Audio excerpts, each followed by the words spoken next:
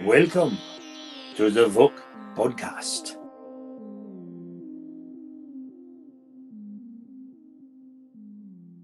Hello, everyone, and welcome to a brand new episode of the VŌC Podcast. In this episode, me, Ronald, will be talking to professional voice actor Dennis Bateman. You might know him as the spy from Team Fortress 2 or the chopper pilot from Left 4 Dead. Welcome to the show, Dennis. Thanks for coming. Thank you. It's really nice to see you, Dennis. I haven't heard from you in a while. In fact, I don't see a lot of interviews with you on the internet. Why is that? Well, it is only recently that I've been sort of besieged with requests, and well, I get a lot of responses on YouTube, for instance, to videos that I've posted that where fans of TF2 recognize me. I don't get a lot of requests for interviews. I think I did one maybe 2 years ago or so. That's really fascinating. Yeah, I think you had Jake the Voice. I think so. I know you had him on. I mean, he had you on like 6 years ago or so. Was it been that long? I'm afraid so. So, what got you into acting and voiceover? Well, it was a sort of typical path, I suppose. When I was in our version of high school over here in the state of Illinois, I became interested in the school theater, and so when I was given the lead in the high school musical, which was Oliver, and at the age of 18, I played the role of Fagin with prodigious amounts of grease paint and wigging. I caught the bug, and it took me a while to convince myself that this would be a feasible line of work. I've never quite convinced myself of that yet, but it didn't stop me from eventually going into it as a career. And I first studied pre-med in college, and then when I realized that I wasn't going to be able to be the scientist that I had hoped to be, I went with what I really wanted to do, which was theater, and then I transferred to another school and got a degree. After that, I moved to New York City. Well, for about 5 years, I toured around doing theater in mostly in the southeastern U.S. and Alaska, and then moved to New York City for the next 10 years. That's where I really got into voiceover work. That's really amazing. I have actually seen your, I think it was a theatrical reel. I can't really remember, but I'm sure you had a nice suit on. And yes, I can't quite that remember. that was a clip from a guest starring role on a TV series on the TNT network here in the States called Leverage, which was a pretty big hit for a while. And it filmed in Portland, Oregon, and I'm in Seattle, so it was fairly easy to go down there and audition for that. And they employed a lot of Seattle actors during those days. And now I understand there's a reboot. They're bringing the series back. Oh wow! Perhaps another appearance of yours?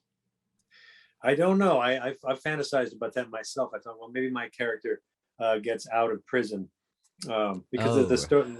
The structure of the story was Leverage was what was exercised by this young and healthy and impossibly beautiful group of ex-convicts who were led by Timothy Hutton, who I think was a recovering alcoholic and also a convict or a rogue cop or something like that. And their job every episode was to bring down some fat cat and exercise leverage against the man. And so I got to play that role 1 year, and I was the arch villain. That was a pretty nice role, actually, because as I said, I've seen the reel, and it was just so nice to see you and speak, because at some points I want to point out you kind of sound like the spy, but if he was American. There you go. Yeah, it's pretty fascinating. Yeah, maybe I was channeling the spy. Yeah. It's a good reason why I'm cast in those roles. Possibly. So what exactly got you connected to Valve? Was it the TF2 role or Left 4 Dead perhaps first? The chronology is a little fuzzy to me now, but probably Left 4 Dead. But of course, it was my long-term connection with Valve was through TF2, and that was a very great and fulfilling and fun association I had with them for, I guess, 10 years or more. Oh yeah, I mean, you did a really nice job, and I can say the same for the rest of the actors. Your French accent, I know I don't have it, but yeah, you did it really nicely. Just sometimes it's just so funny. Yes, and I can remember the audition like it was yesterday. It was very it was a lot of fun, and well, I guess it was the first I auditioned online, I suppose, from my home studio, and then met the team for the first time when I went down to do the premiere session, and but I recall the specs for the character was some nondescript sort of Eurotrash accent, I guess, that they were looking at. I hope that's not offensive to you, but that's no, not at all.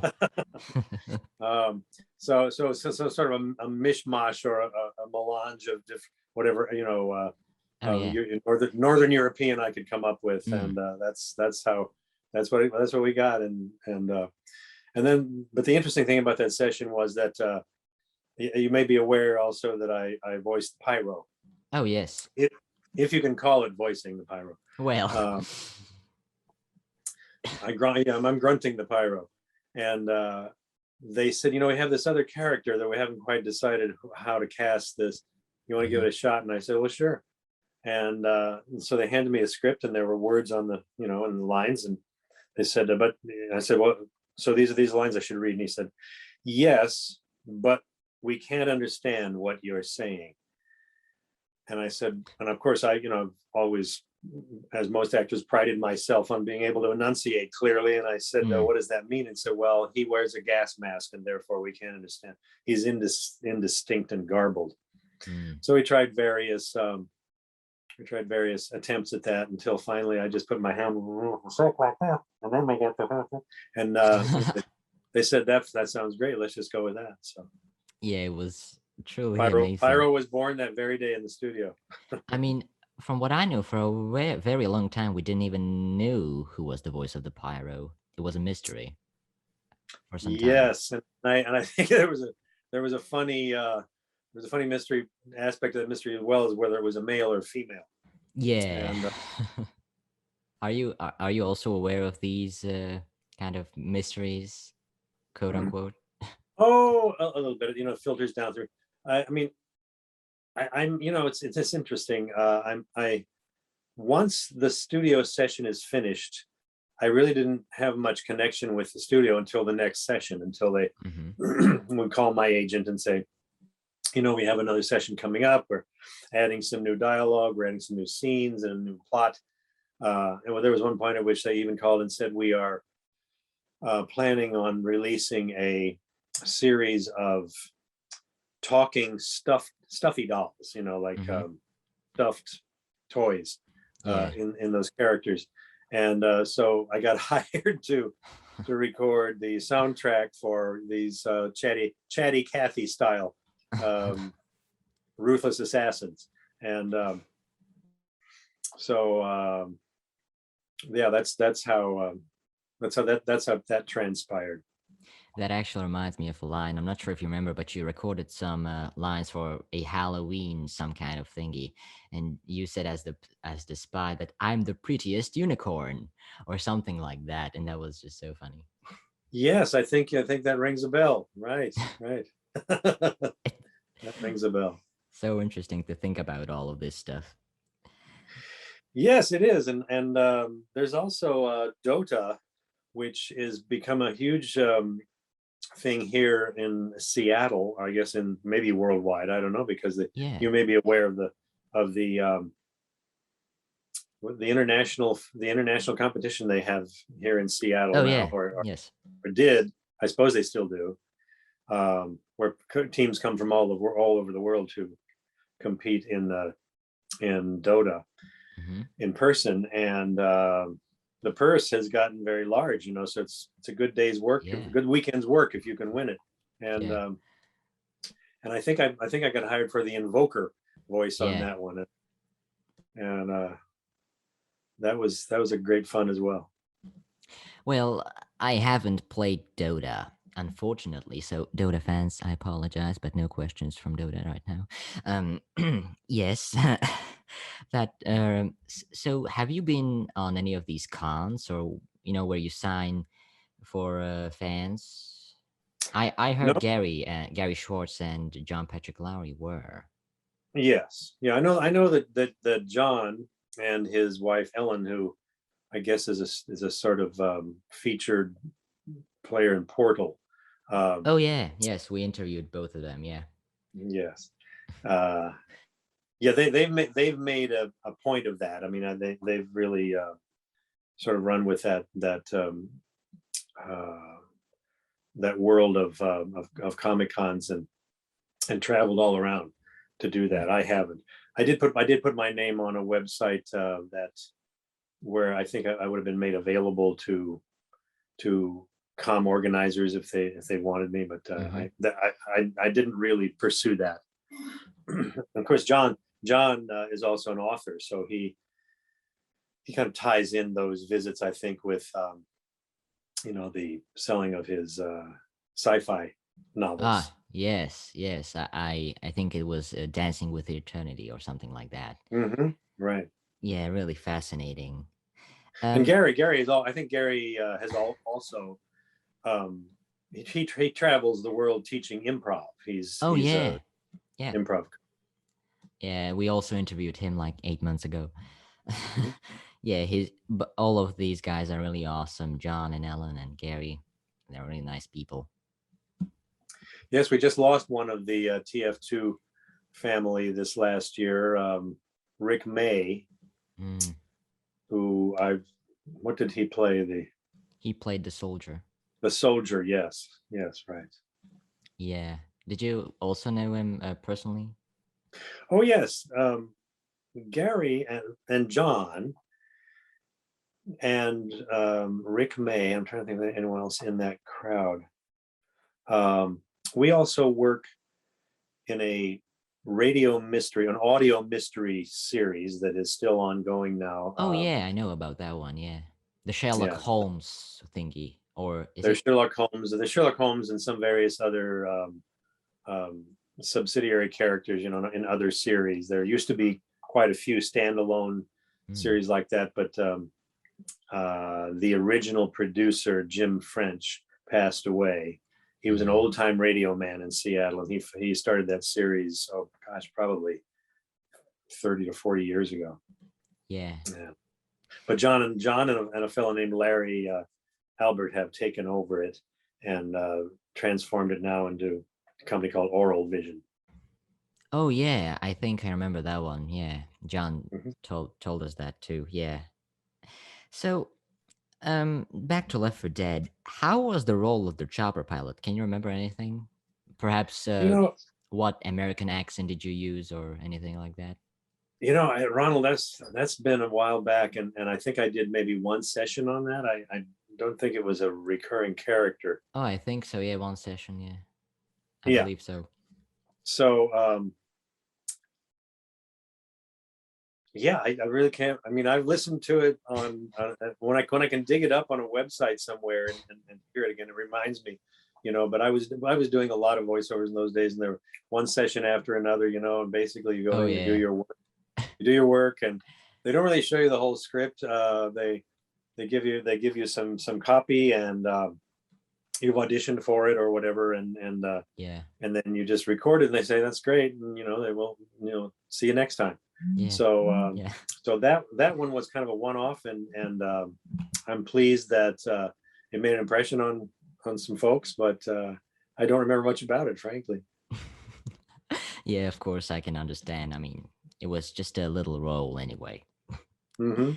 So, you remember TF2, I'm pretty sure. What are your personal thoughts about the spy as a character? Uh, well, I thought he was a class act. I mean, he struck me as one of the leaders of the group, and also by far the most erudite and articulate and intelligent of the whole group. So Yeah. someone asked, it's like in I don't know if you probably remember the film Shakespeare in Love. Mm-hmm.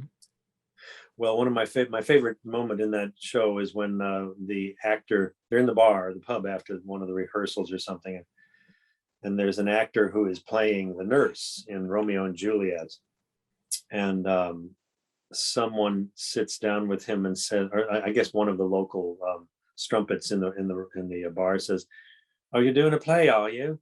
Well, tell me, lovey, what's it all about?" And the actor says, "Well, you see, there's this nurse." And that's pretty much the way actors, approach their roles, is the show's about basically me.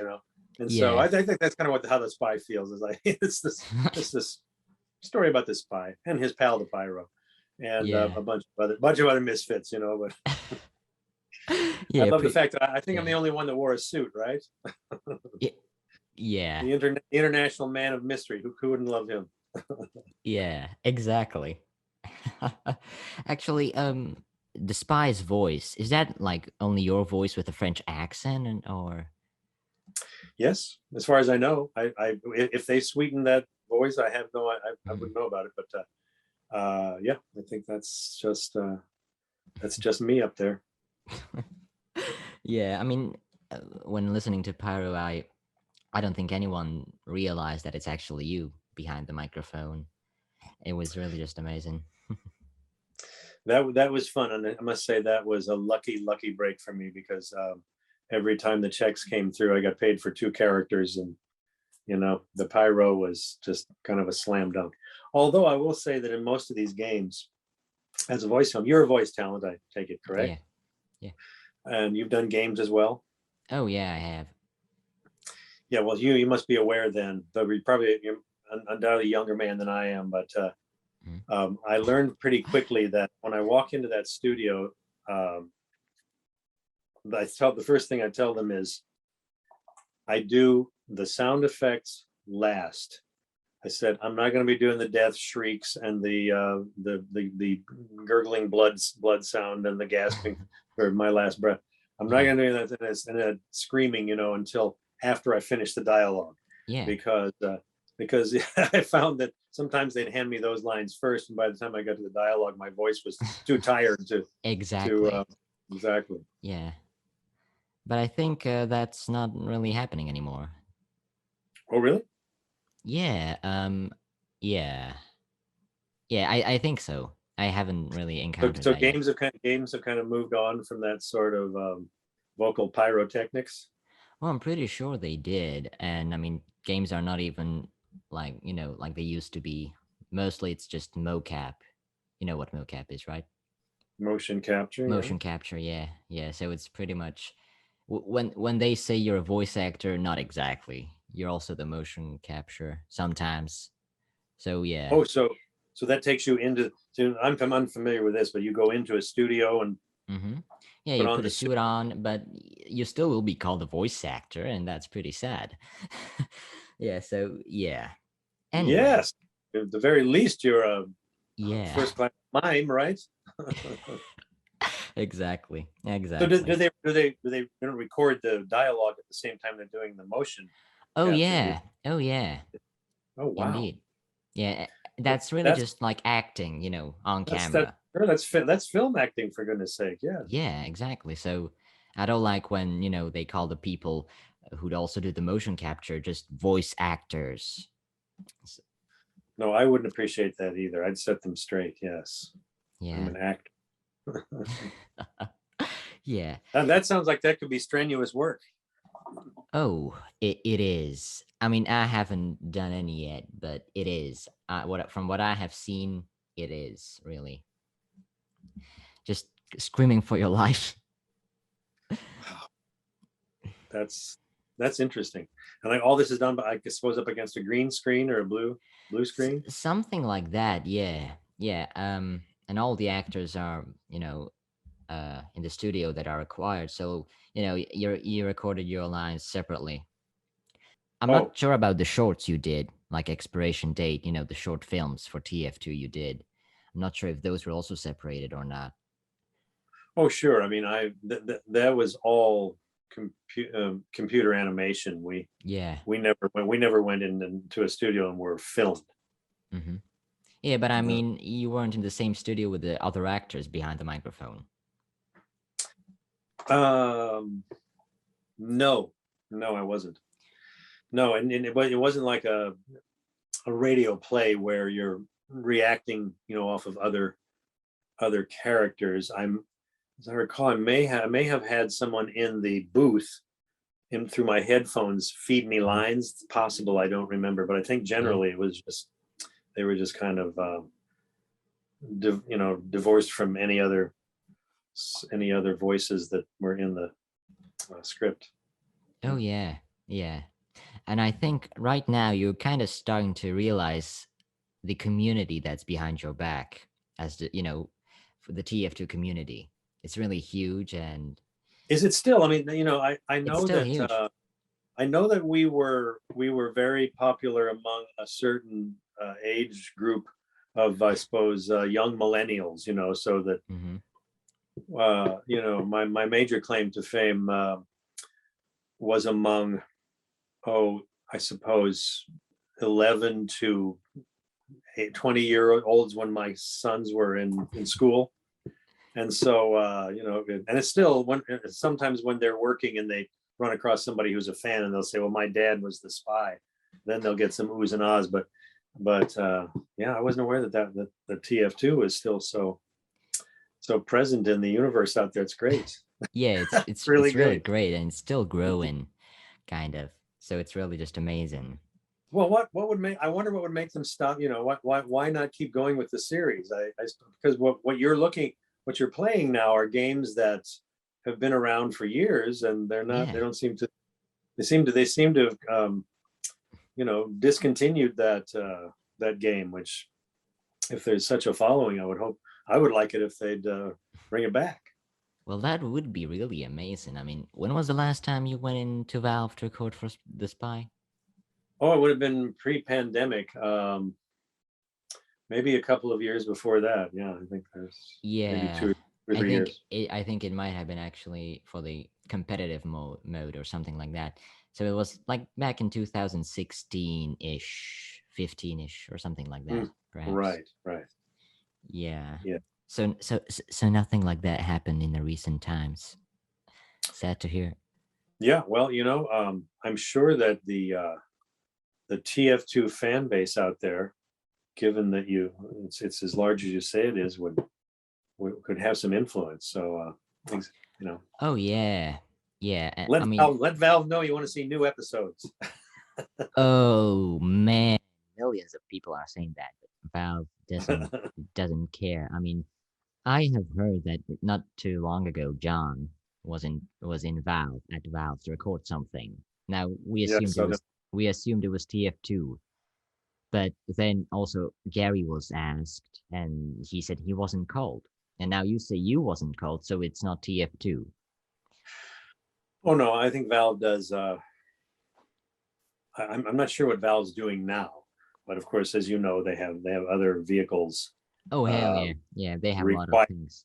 Yeah, you require voices from time to time, and so it may well have been something completely separate. Yeah, might have been. That's what we think as well. Mm-hmm. You haven't done the spy's voice in a while. Can you still do it? Gee, I don't know, Ronald. Generally, people ask me to do this, and I say, well, I was the spy when I had a script for the spy, so it's a little difficult for me to sort of converse as the spy. Yeah, of course. His vernacular is not my vernacular, so. Yeah, of course. Yeah. And I think before every session, I would sit down with some footage, some recorded sample of what I'd done before, or I'd go to my website and listen to that YouTube clip and just sort of refresh my memory on how that sounded. So who knows what would come out now if I didn't do that. Maybe Humphrey Bogart. Well, it is always worth a try. You're going to ask me to speak as the spy now? Perhaps. No, of course not. But I mean, I'm sure it's not only me, but what is the key to a good French spy-ish accent? Well, I practiced. I sampled my own voice doing various European accents because they weren't sure what they wanted. They didn't tell me they wanted French. And there is this sort of amorphous. God, what was it? There was a TV show, a comedy show, I think on maybe Comedy Central or something, quite a few years ago. That was just those characters. I mean, they were just sort of a Euro polyglot sort of accent. And I remembered that, but I also did go and work with German and even British, French, Spanish, just trying to sort of feel out what would be the most sort of give the best Euro flavor, and still be maybe a little bit nondescript as to where he might have come from. I suppose that it eventually settled into more of a French accent, and then the writers tended to work with that as well and throw in occasional French phrases and things. But the key, I think, is just that if you're a mimic and you enjoy speaking in dialect, it's not too hard. I mean, there's certain languages that are more difficult than others, but there's also a website which you may be aware of, which I visit a lot in my work with the Sherlock Holmes series, since I'm called upon to do a lot of different British dialects. And it's called the IDEA website. Are you familiar with that one? I'm not. IDEA website? It stands for International Dialects of English Archive. And you can literally just log on to this website and pick, it shows you a map, you click a certain part of the world, and you can hear, sometimes a dozen different dialects from different parts of that country in voice clips, voice samples on the website. So that's very helpful. Oh, wow. I have never heard about this website. Perhaps I should. Check it out sometime. It's very useful. Although I do find that lately, in the early days when I was consulting it, there were a lot of older voices with more traditional dialects, and now the older voices seem to be kind of moving out for some reason, and they're bringing a lot of younger voices, which with less distinct accents. Just as happening here. Yeah. In America, we're losing the regional dialects out here by the year. Oh yeah. Just because of just people moving around and settling places.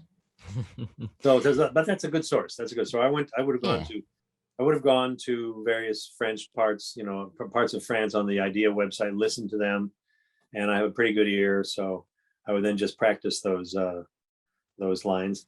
But the way the dialogue is written can really work for you or against you, and so it's much easier if the dialogue is written in a sort of broken English way or something like that.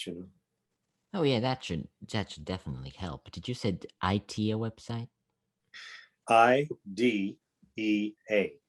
Just IDEA. Like I have an idea. And it stands for International Dialects of English Archive. International Dialects of English. So if you have to do something in English, it's a great, but you're from a different country and speaking English in a foreign dialect, they're useful. Oh, well, this definitely might help. Thank you. Yeah, a lot of voice actors that are currently watching this ID website. Check it out. So, are you working on anything at the moment? I'm actually doing less performing and working on more writing now. So I have screenplay ideas in mind that I want to flesh out, and since the as one ages, on camera roles tend to become less available, and so I have a little more free time on my hands. So I'm writing is what I'm doing now. I do still have an agent here. I just auditioned for a feature film last week, the shooting locally, and there is always the oral vision is still very active, and so I work on various series that they have, and I'm in every episode of Sherlock Holmes, The Further Adventures of Sherlock Holmes, because I'm the announcer as well as playing various characters in each show. Oh yeah. So whereas Sherlock Holmes and Dr. Watson play one role in each show, I routinely play, 2 or 3. That's really cool. Is Gary working on those two? Occasionally, yeah. Gary, we have Gary in on some of the Sherlock Holmes. The other sort of flagship series that they produce is a detective story called the Adventures of Harry Nile, which I think was a sort of takeoff on the Orson Welles movie character Harry Lime back in the 1940s, I think. You would recognize that because the soundtrack is very distinctive. It was a zither. It was zither music, and I forget who the zither player was, but anyway, Harry Nile is a local Seattle detective, and his era is the 1940s and 50s. I understand. Do you know perhaps the other TF2 voices? I mean, except John and Gary and Ellen, perhaps? The other TF2 voices? Yeah. Well, let's see. There was Rick.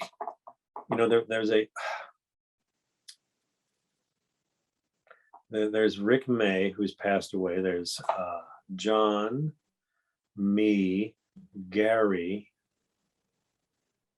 and there was a young actor who played the young punk, whatever his name was. The Scout.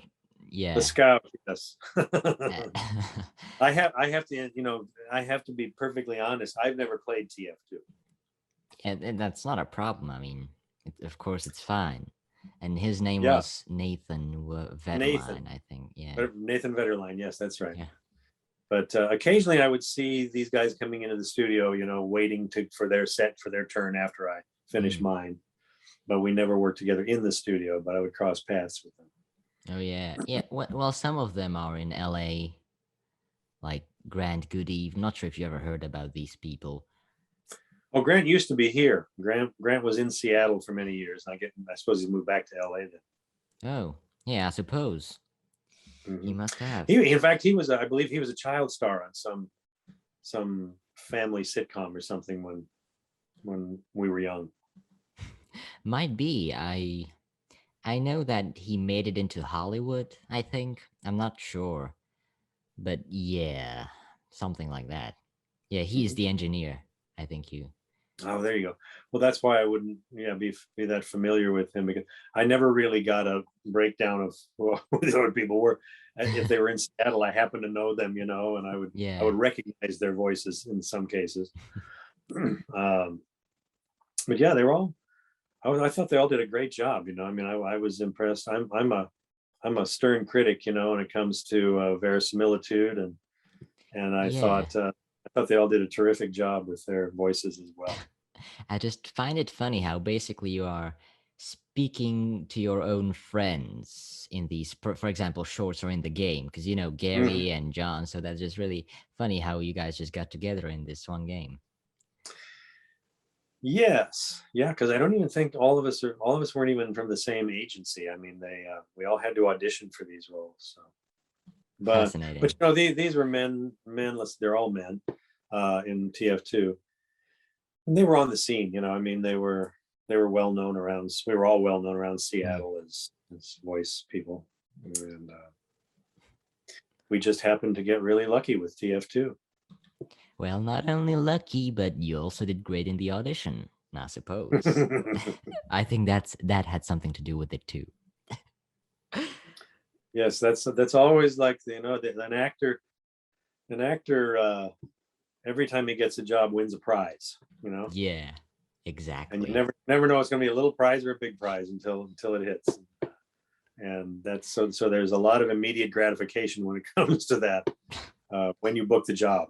Yeah. Unfortunately, there are a lot of auditions that don't book the jobs, but it was great working with those guys. Well, and it was a very exciting time when I first got here. I've been here 30 years now, and Mhm. it was just around that time that video and computer gaming started to come into being. Oh And yeah. so I got a chance to sort of get in on the ground floor, and participate in some of the earliest um, games like that when they were still not even animation per se, but more like Hmm. stop action sort of things, pixelation, that sort. Yeah. Well, Those those yeah, those early really kind of retro well, I kids mean, kids yeah. games for the most part. Well, I mean, you got to start somewhere. Yes, that's been quite an evolution, though. I never expected gaming to become the industry that it has. Yeah, it became Um, huge. oh my gosh, and that so many adults are involved in this, and it's become such a sort of so social psychological force in the country. Is that these things really move the needle sometimes. Oh yeah, at one point they were planning a TF2 series or something like that that would have episodes at one point a few years back. That But I never got wind of that. well, it never actually became to exist, unfortunately. Hmm. So, have you heard about 15AI? 15.ai. Let me just explain. This is a voice synthesizer. Basically, you can generate text to speech voice lines, but you can also generate, for example, voice lines from the TF2 mercenaries. Of course, they won't sound natural, they will sound monotone, but the AI will try to make it sound like the character. For example, you can generate voice lines from the spy. You can make him say all kinds of funny stuff. Oh, 15.ai. Yes. Well, I'll remember that. I don't have a pen handy, but I will jot that down. That's just go to a website, search 15.ai. Well, I will link it in an email or something. I will, because that website is currently down, but there's another one that can also do the same thing. So yeah, basically you type in whatever you want the character to say, and it will try to generate it. Oh, that does sound fun. Yeah. Of course, it's not perfect, and I don't think it ever will be perfect. I hope like artificial intelligence won't replace actors. That wouldn't be nice. Well, if it did, that wouldn't be fun. So it's Hell good thing. no, no. AI spy, thanks no. Dennis spy, yeah. Yeah, that's just not fun. That is, I have to admit, that's a little concerning. I mean, especially I would think for younger actors that CGI has become so realistic that Oh yeah. they can generate, and the voices too. I mean, they can generate. Oh, what do they call it? The thing that's on that's got everybody shaking in their boots now, where you can produce a video of any celebrity saying anything you want to put in their mouth. Oh, yeah, I think I heard about that one. I just can't recall. how what was the name of it? Yeah, it is kind of concerning. For example, from an actor's point. Yes, yeah. I have to wonder, there because there are now. I think there are now commercials where they just have eliminated the actors and they use CGI images. Yeah, it's just so interesting. Although I don't think we're close to, like, for example, AI replacing actors. I don't think we're close to that yet. So that's good. I wouldn't think so because my acting training, there has to be an emotional connection between Exactly. an Exactly. audience member, and that really can only be done by a human, I believe. Yeah. So far, I think all of the actors can relax. No need to worry. But yeah, it is kind of concerning if you think about it. It's pretty much your voice with a French accent on this website. I can't wait. I can't Yeah, wait. you need to try it. Sounds fun. I'll look for So that link. yeah, I will email it to you. So, did you had any complications with Pyro when you were recording for him?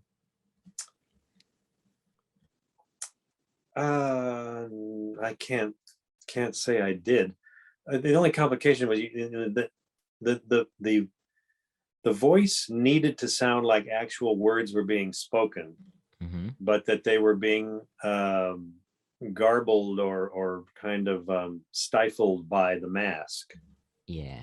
And so I think my only complication was I was never quite sure whether the pyro needed to be understood, whether Mm-hmm. anybody needed to know what the heck he was saying.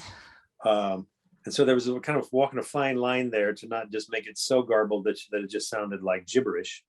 Mm-hmm. Um, but because there was some written dialogue there that I wanted to have communicated, Mm-hmm. but otherwise, no. I think as long as the producers were satisfied with the sound of it, I was too. And So when it comes down to the pyro, I don't think the most significant thing about that character was um, his brilliant observations on life. He had other fish to fry, literally. yeah, and his favorite target was the spy. I suppose you've seen that goofy YouTube compilation of the pyro in Wonderland or something. It's Oh like yeah. Oh yeah. Oh yeah. Yeah. Isn't it? they It's so crazy. mm-hmm, Pyro yeah. is just crazy. I don't think you had any idea about this Wonderland thingy until you've actually seen the Meet the Pyro thing Right. movie, or what? Not movie, short film. Mm-hmm, yeah. It was just crazy. People think of him as the crazy fireman or something like that. Well, yes, I think that was pretty much the place he was supposed to occupy. Coming Yeah. because I imagine pyro is short for pyromaniac, and Yeah. so you don't you don't expect a lot of logical behavior from him. Yeah, but I mean, in some of the lines, you could actually understand him. Well, not entirely, but you could, hear what he wanted to say, like "go, go, go" or "medic" or something like that. So, Mm-hmm. you know, Yeah. you did a great job with that too. Yeah. Thank you. Thank you. Yeah, I really, I do have to credit the Valve people though. I think they had some pretty good audio engineers out there because um, I thought I sounded better than I even did in the studio because I would hear the playback in the studio and I'd say, "Well, it sounds okay," but then when I heard it on in the videos, man, they did an amazing job making this sound like natural dialogue. Yeah, Somehow I'm not sure how, but it sounded really seamless and natural. yeah, it was just a character, nothing to think about. Both you and the sound engineers did a great job. I'm not sure if you got any special. I mean, the directors, if they had to do a lot with it, but Well, occasionally, I mean, they would certainly give suggestions, And I think the significant thing about that technically is that we would do various takes. I'd do maybe half a dozen takes of one line with different interpretations or inflections, and then they could sort of just pick and choose from that, or maybe even cut them together. Oh yeah. That's movie magic. It's really just amazing. For example, you recorded something yesterday, you record something today, and if you put that together, it just sounds good. Well, that's not always the case, but sometimes it can really be so nice. Mm-hmm. Yes, I think that one of the most fascinating areas of broadcasting or media show business is audio, because it does so much. If you stop and think about any film that you like, any film you think is great, if you can imagine watching that film with no soundtrack, no background music, no sound effects, it would be worthless, absolutely worthless. The music and the audio, the way the voice is recorded, that sort of thing is integral to the emotional and the personal experience that a viewer has. Exactly. And what I also find very fascinating is when, for example, they are being translated and dubbed into other languages. That's also pretty fascinating. Yes. Yeah, my wife and I just watched a series. We binged on a series recently from Spain called the Cook of Carameco or something like that, and the entire series was dubbed, and we thought it was really not a great dubbing job, but still the acting was so good that eventually you were able to kind of get past the unreality of the voices because the acting was very good. Yeah. I noticed that when I did Leverage, I was there for a week in Portland filming this episode. And one of the actors that I worked with had a very low sort of sotto voce voice. He never spoke above more than a whisper. Yeah. And so, Johnny Depp did the same thing in Pirates of the Caribbean, and he whispered his way through the whole film as far as I was concerned. But if they mic you hot, then it makes the voice very present, and you listen closely. But I found even when I was doing a scene in an office with this actor, that he spoke, his volume level was so low that I couldn't even hear my cues, and I was sitting maybe 3 or 4 feet away from him. So it was tricky there for a while because I was thinking, okay, I got to hear that word before I know when I come in. Exactly. But they just cranked up the gain on his mic, and he sounds like he's right there at the same level as everybody else, except his voice is more, I don't know what to say, just present. Yeah, I actually have a question for you. So we have acting and voiceover. Now the two are kind of connected to each other, right? Now, what do you think is more difficult, acting on camera or voiceover behind a microphone? Well, it depends on what sort of difficulty you're talking about. Let's just say, for example, getting into the role and acting out the situations.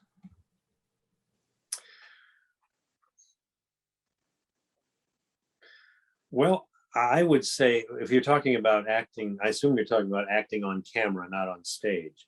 Yeah, on camera, the difference between on camera and voiceover. I would say that, the reason why voiceover is such a fabulous career if you can get it, is that, of course, it doesn't scratch that creative itch that actually becoming physically a character that you do on screen or stage. But you get to use your voice to create the character completely. Yeah. And it's actually a much more I would say creative medium, in that your imagination fills in all of the rest of the stuff that in a film is done for you technically. The scenery, the art direction, the sound, the lighting, the background music, all of those things are there to sort of suck you into the world of the story. But you often have to do very little to add to that. If you can overact so easily on film that if you notice a lot of actors who are considered great, they do very little, because all the other stuff is doing all the technical work is doing the heavy lifting for them. And if you just can zero in on an intention or an emotional mood that you're in, then you're carried along. That's my feeling. When it comes to voiceover work, there's an amazing amount of things that an actor can do with a microphone. Your proximity to the mic, how you speak when you're close to it, when you're further away from it, how you can use your breath to create an effect.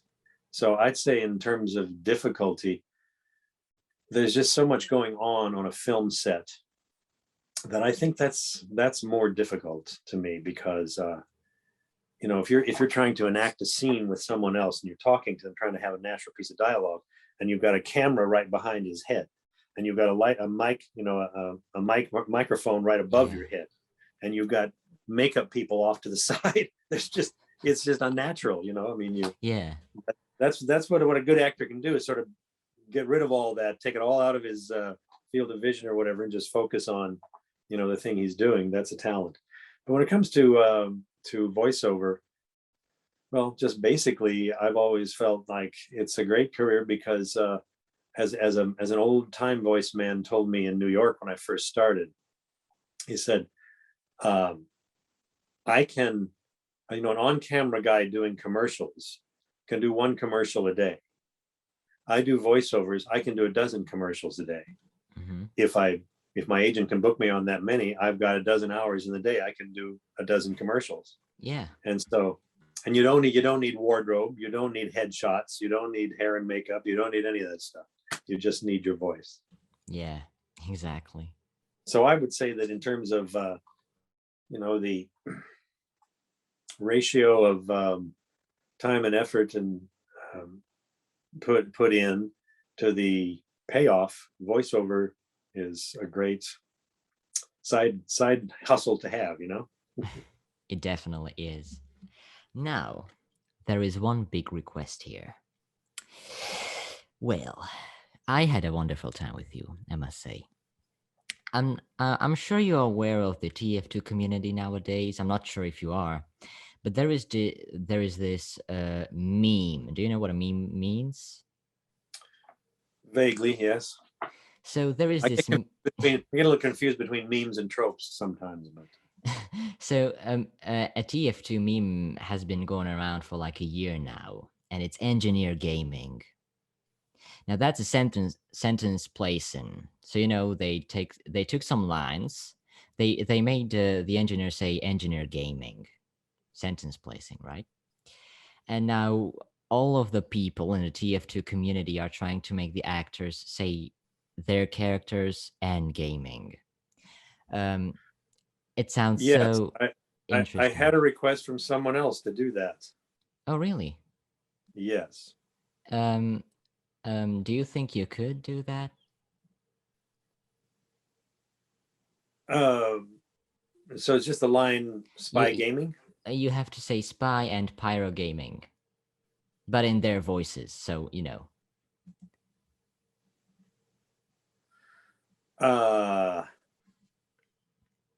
Well, I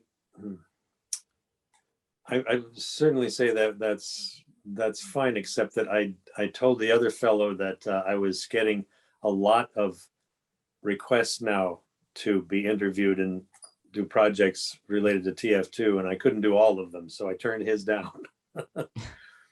But so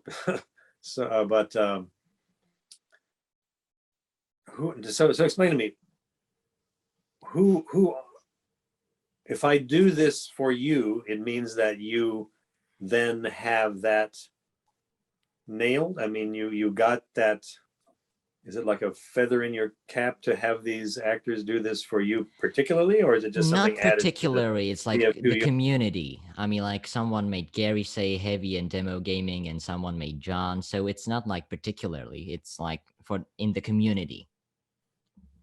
Well, sure, why not? So the line is Spy and Pyro Gaming. Yeah, but it's like Spy Gaming and then Pyro Gaming in their voices. So you Oh, don't say it like Spy and Pyro Gaming, but separately.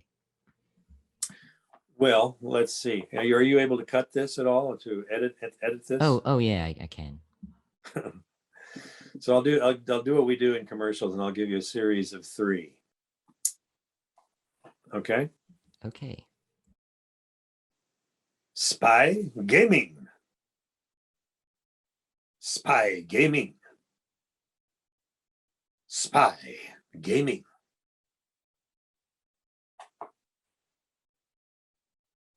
Do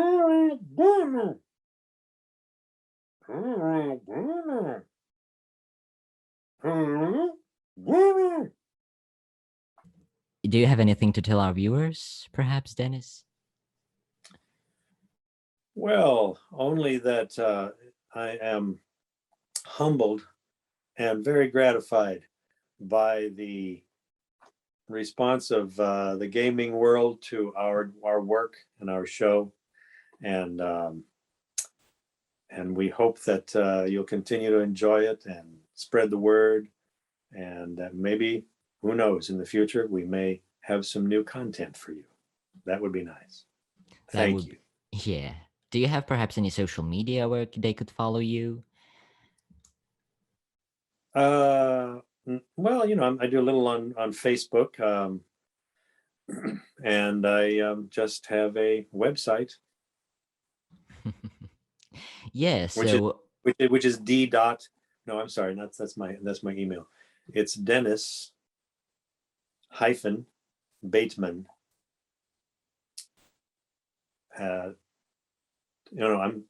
Dennis Bateman.com. Dennis-Bateman.com. yeah, we'll definitely include those in the descriptions. So again, I want to thank you so much, Dennis, for taking the time and joining me on the VŌC Podcast. Of course, guys, don't forget to check out Dennis's social media. Don't forget to check out the VŌC Podcast's social media, and you can of course find all that in the description. And again, thanks, Dennis. So yeah, it was just really amazing to talk to you, and hopefully we'll get to see you again on the podcast, perhaps in the future. Pleasure meeting you, Ronald, and good luck to you in your voiceover career and your podcasting career. Merci. So how about we do a French farewell? Merci beaucoup, mon ami. Au revoir. Au revoir. Aha. Au revoir. Au revoir. How is it again? Au revoir. Well, from the part of France I come from, it is au revoir. Au revoir, spy, gentlemen.